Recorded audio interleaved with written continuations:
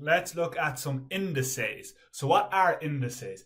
Indices are really just a useful way of representing larger numbers with a base and an index. So, for example, I could say that 10 multiplied by 10 multiplied by 10 is 1000, or a simpler way of saying it, I could just say 10 multiplied by 10 multiplied by 10 is simply 10 to the power of 3. Now 10 to the power of 3 and 1000 are exactly the same thing. It's just two different ways of representing it, because we have 10 multiplied by itself 3 times. For example, if I had 2 multiplied by 2 multiplied by 2 multiplied by 2 multiplied by 2, we can call that 2 to the power of 5, because 2 has been multiplied by itself 5 times, and we know that 2 to the power of 5 is 32. So when we're dealing with indices, there's just some terminology we have to understand. We have 2 to the power of 5. So the 2, we call this the base, and 5, we call that either the power or the index. And indices is plural for index. The next thing that we need to look at is the laws of indices. So we've about 5 or 6 rules that we have to know, and the more familiar you are with these rules, the easier indices is. So rule 1, a to the power p times a to the power q equals a to the power of p plus q. When you're multiplying the bases, you add the powers. That's what this rule tells us. So for example, if I have 2 to the power of 3 and I multiply that by 2 to the power of 4, the result is 2 to the power of 3 plus 4, which we know is 2 to the power of 7. One more example for you. If I have x squared multiplied by x cubed, we know that that's x to the power of 2 plus 3. In other words, that is x to the power of 5. So that is the first rule of indices. When you multiply, you add the powers. Let's have a look at the second rule. It tells us that a to the power of p divided by a to the power of q equals a to the power of p minus q.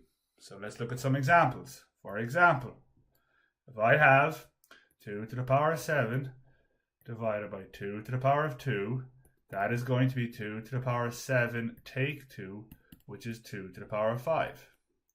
Another example, if I have y to the power of 5 divided by y to the power of 3, that will be y to the power of 5 minus 3, which will be y to the power of 2.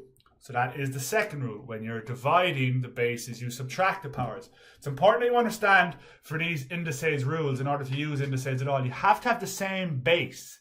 All right, this was the number 2, this was the number 2, this was y, this was y. Back over here, 2 and 2. So the bases have to be the same in order to be able to multiply them using the laws of indices, or divide, or whatever law you want to use. We generally need to have the same base. So that is the second rule. Okay, let's have a look at the third rule. A to the power of p to the power of q equals a to the power of pq.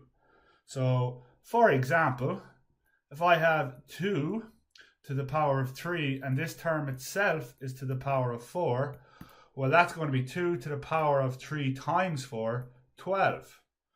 One more example. If I have x to the power of 5 to the power of 3, that's going to be x to the power of 15. So when you have a power, when you have a base put to a power, and that term itself put to another power, you multiply the powers. And that is our third rule. All right. Rule number 4. A to the power of 0 is 1. Basically anything to the power of 0 is 1. So 2 to the power of 0 is 1. X to the power of 0 is 1. 1,233,576.1743 to the power of 0 is 1. So whatever the number is, or whatever the letter is, if it's to the power of 0, it totals up to 1. 2 more rules. Rule 5. 1 over a to the power p equals a to the power of minus p. So how do we deal with this? Let's look at an example here. So if I have 1 over 3 to the power of 8, I can rewrite that as 3 to the power of minus 8. So it's just really a case of rewriting it, representing it a different way. One more example for you. If I have 1 over y to the power of 3, we can call that y to the power of minus 3. So that is the fifth rule. One more rule for you. So this rule is all about kind of roots, square roots. So the q root of any number is that number to the power of 1 over q. So for example, the square root of any number is that number to the power of a half. The cubed root of any number is that number to the power of a third. The fourth root of any number is that number to the power of a quarter, and so on and so on and so on. So you can see when you have a little 3 there, it's the cube root. When you have a little 4 there, it's the fourth root. If you don't see any numbers, the square root, we don't usually write in the 2 for the square root. All right, so by default, if you don't see anything written here, it's a square root. So it's going to be to the power of a half. So they are the main indices laws that we need to be aware of. Now, there is other rules, but the other rules are generally just an amalgamation of the rules that we've already seen here. So we need to be aware of all of these rules. And we also need to be aware how to combine the rules. Okay? So for example, if I had the square root of 2 cubed and I wanted to simplify this, so I would first say the square root. We know that the square root is the power of a half. So the first thing I would say is this is 2 to the power of a half and itself is cubed. Then to continue on here, I have a power put to another power. That's the third rule where we multiply the powers. So I would call this 2 to the power of a half times 3. That would be 3 over 2. Let's look at one more example where you combine the rules. Okay, so let's say I had 1 over the cubed root of 4. So I would write that as 1 over. Now, the cubed root we know is the power of a third. So the cubed root of 4 below the line here, I would call that 4 to the power of a third. Then, to continue this, we have 1 over 4 to the power of a third. So that's the fifth rule. 1 over a to the power of p equals a to the power of minus p. So rewriting this, 1 over 4 to the power of a third, we can write this as 4 to the power of minus a third. So that is a quick introduction into the laws of indices. The best way to actually get your head around these laws is really just to practice some of the questions. You know, these questions here are fairly straightforward. We're going to look at some of the more difficult ones now, some of these exponential equations. The first question I'll do for you here is question 3, fairly straightforward.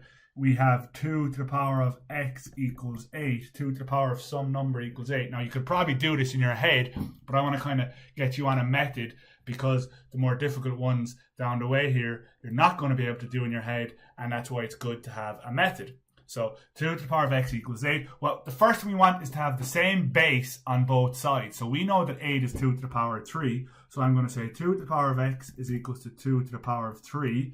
And once you have the same base on each side, you can therefore then equate the powers and say, therefore, x must be equals to 3. Let's have a look at a more advanced example. We'll try this question 6 here. 27 to the power of 2x minus 3 is equals to 81. So 27 to the power of 2x minus 3 is equals to 81. So as I've already said to you, the first step is to get the same base on each side. So the base is generally, you know, the number 2, 3, 5, 7. You know, you're not going to have any big numbered bases. So in this case, when you see the number 27 and the number 81, we should be thinking base 3. 27, we know that 27 is 3 to the power of 3. But that's still to the power of 2x minus 3 equals, we know that 81 is 3 to the power of 4. So then we use our rules. 3 to the power 3 to the power of 2x minus 3, we have to multiply the power. So the next line will be on the left, we'd have 3 to the power of 6x minus 9 is equals to 3 to the power of 4. Now that I have the same base here and here, I can equate my powers and say therefore 6x minus 9 is equals to 4. 6x is equals to 4 plus 9. 6x is equals to 13. So therefore x is equals to 13 over 6. Let's do one more example.